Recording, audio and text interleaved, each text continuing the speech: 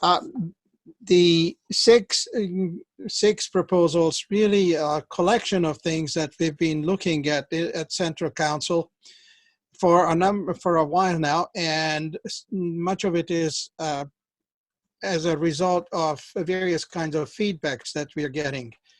And so some of it is to be done so that we close kind of loopholes. Others will be done or implemented so that we can more consistently apply our rules. And some others will address things that are actually not fully or properly covered in the manual. So, all right. As you can see, I'll be addressing 7 changes. The 6 of them are technical, and the 7th, the Handicappers Manual, really is addressing how these things can or should be implemented following our bylaws. Just from the titles, I think I don't need to read them, so I just cut right into the individual proposals. I'll just read it off and then we'll have a discussion about it. Adopt a numerical Keel assessment system based on low center of gravity and or modern high aspect ratio efficient keel foil sections.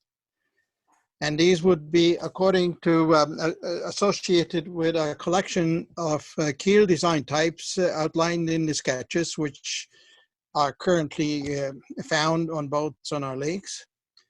And the proposed adjustment values should be utilized primarily at the time of initial assessment of the following.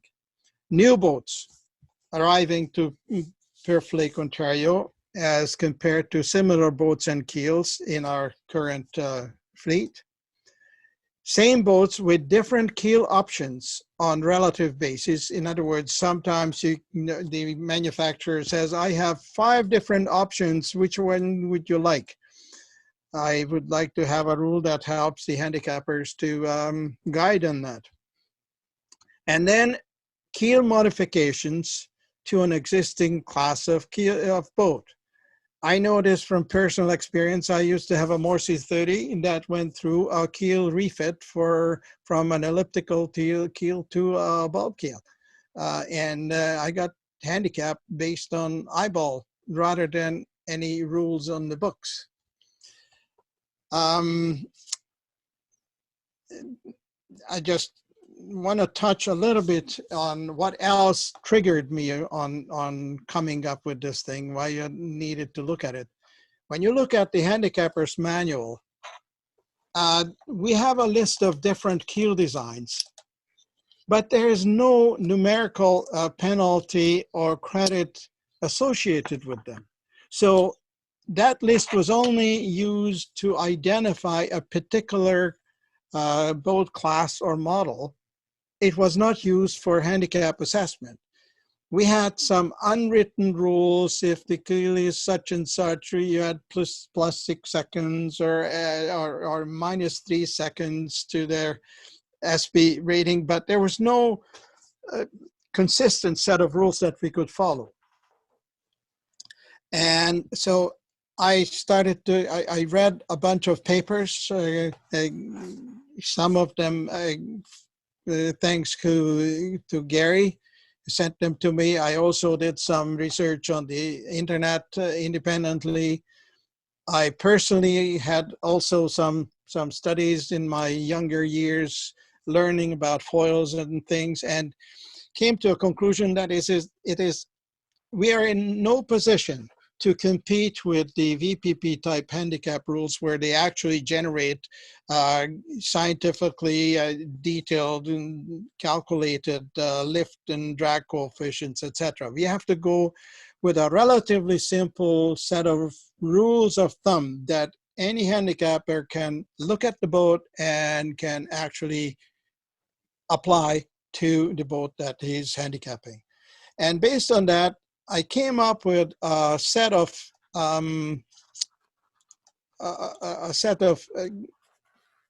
proposed suggested handicap adjustment uh, based on two criteria. One is low center of gravity, and the other one is hydrodynamically efficient foil design.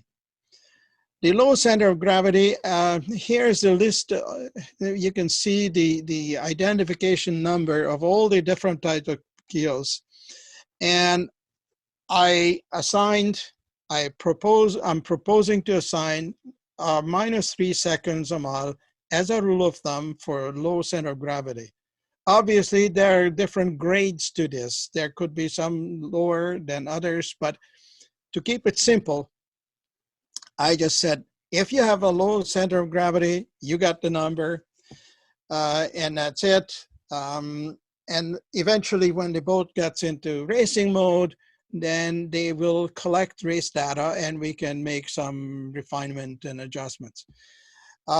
The other is a little bit more subtle and more difficult to envision by people who don't have much training in the area and much science in the area, and it's the efficient foil design. It will take many days to actually go through all the evolution of the different foil designs and reasons for changes and modifications and what type of foil works in what condition better than the others. I don't want to get into that. But based on my research and other people's research, again, a simple 3 or 6 second number assignment I'm proposing in this adjustment table for the various types of keels. And just to complete the list, not everything is here that we run across. We have also centerboards that will roll up and drop keels that will disappear either into a housing inside a hull or outside like a shoal housing. And then the third one on this page is the drop keel or daggerboard. One of the famous daggerboard boats was Evergreen, if anybody is old enough to know. And there are many other boats. I used to have one, a Creekmore 22, which was a devastatingly fast boat in drifters and light air, and it had a daggerboard in it. So again, here are the assigned values to the various configurations. And I'm sure these numbers will be looked at again when we are actually compiling the fine text of the handicapping manual. And I have to add certain aspects to this. That, for instance, in the very modern foil designs, you can see, say, just picking number 11 or number 10. Some of the more modern boats have these as drop keels in their configuration. These would have to be, the rule would have to prescribe that the only way you can handicap these things if they're locked in the down position, ignoring the danger that you have when you don't have the bulb way down. So there will be, in the manual, when we put in the fine print, there will be some refinements and better, tighter definitions as to what is allowed, what is not allowed. But the main idea is that I don't propose to go back and reassess 1,500 boats in our inventory, in our fleet. The main use for these would be is for initial assignment, new assignments, when we bring up comparable boats, but we haven't been looking at their keels. So the comparable boat may have the same displacement, sailor displacement ratio, draft, etc. And yet they are far superior because of their modern keel. This will allow us to give a more realistic handicap to a newcomer when we compare them to the existing fleet on the lake. And so in the explanation, I already touched on the rule manual that has deficiencies, in my opinion, and this is supposed to help us to figure out a better handicap on a relative basis, not on an absolute basis. Just to continue on this, just a little bit more moment, the worksheet does have three separate calculations that would take into account the keel.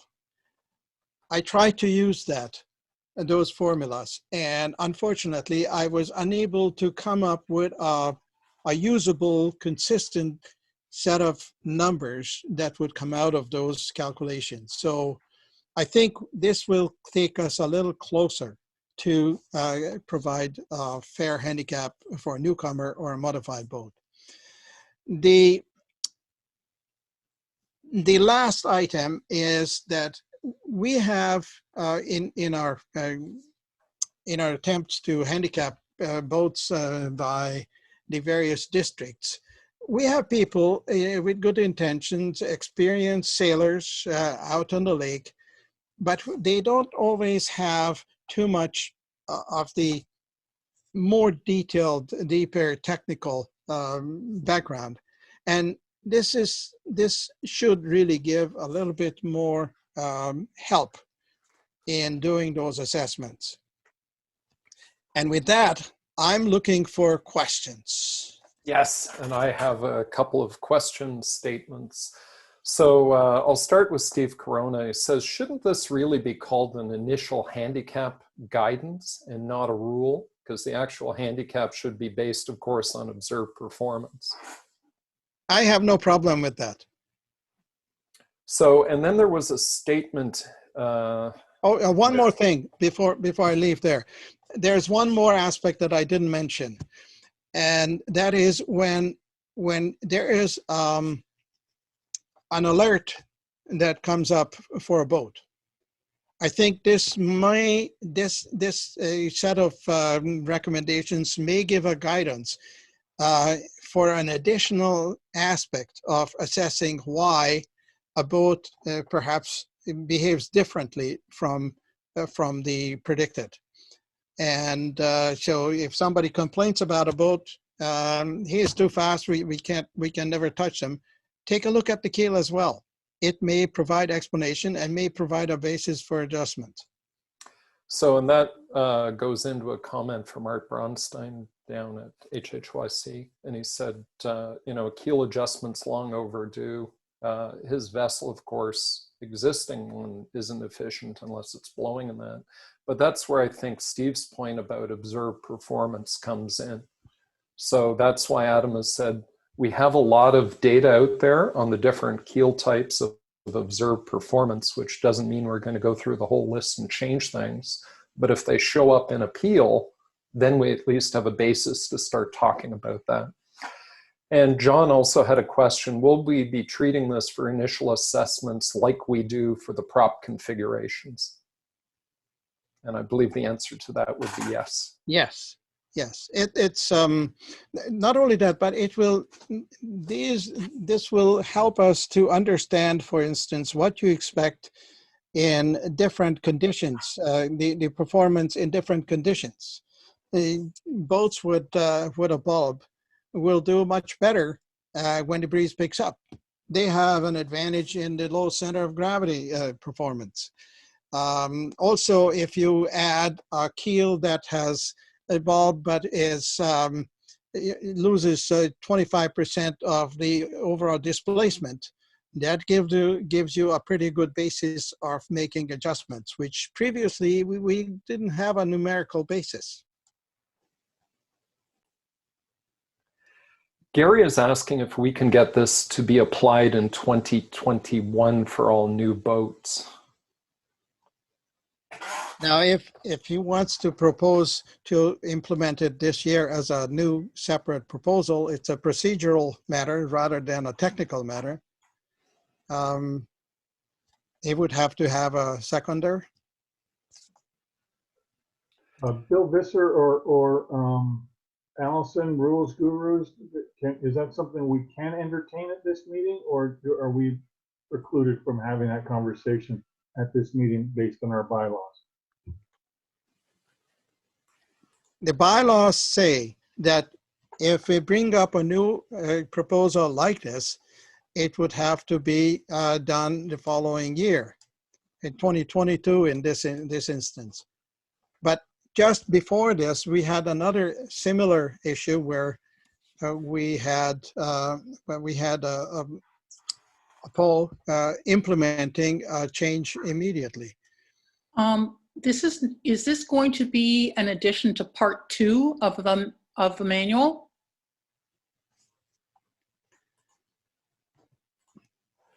Adam? I guess I had a little bit of debate with Diana about this. I would like to see in part 2, because just like the prop and other things we put in part 2, and we already have the list of keels in part 2. I just want to replace that section. Okay. So then it's going to come down to what the, maybe you want to hold off on this vote until after the next one. That's exactly what I was going to say, Allison. Adam and I talked about this, and actually it's, here, I'll turn my video on. It's actually because of this exact thing that the next item was raised. Because this is actually for initial assignments. So it's not really, it's not a handicap adjustment. So it should go in part 2. But in part 1, we have a rule that you can't change part 2 without advance notice. So what we're trying to do is change that so that the rule will only apply to section 6 of part 2, which is the exact section that applies penalties and credits to SPs and affects ASPs. Whereas this isn't really, this is more of a tool, but it should be in part 2. So the question is, do you want to hold off on this vote until after the next motion? Allison, we've approved through the poll the change to the visuals and the rule, or not the rule, but the content of the manual, I guess. And now the question is applicability of it. And that's the next, Yeah. I think we can safely move on to that. we can always revisit these for implementation. Yes. I mean, it's a tool in an initial assignment, and those are all things coming at us. Well, it's a little bit beyond that, because we said that we could use this also for performance reviews. Yes. As a justification. Mm-hmm. And in theory, we have our performance reviews coming up shortly, and 2 central council meetings that would be impacted by it potentially. I mean, there's nothing stopping us from using a certain knowledge without making a reference to a future change. John has a statement here. This rating should only be applied to changes from a boat design rating. This should be written in for its use. Can I suggest that we go on to the next item, and if it requires, if the next item gets turned down, then we can revisit the Keel assessment, and you guys can motion to approve it for this year? Yeah. Because it's in the event that item G is turned down, then that would precipitate needing to fix the Keel assessment. Okay. So vote on it. Yep. No. Let's go to G. Okay.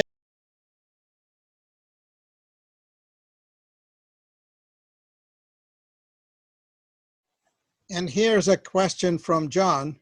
Yes. And the answer is no. As I mentioned, this is not going to be backfitted unless an issue comes up is related to the keel change. Mm-hmm.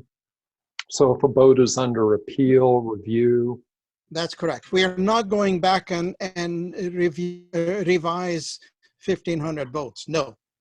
because as you recall, as Steve Corona pointed out, and we've all mentioned, we use observed performance to determine handicaps after the initial assignment. So if a boat's been sailing for 30 years, we're not magically going to go back and say, hey, we've been wrong for 30 years because of the keel. The keel rule is really to kind of move with the times and recognize that technology and science progressed.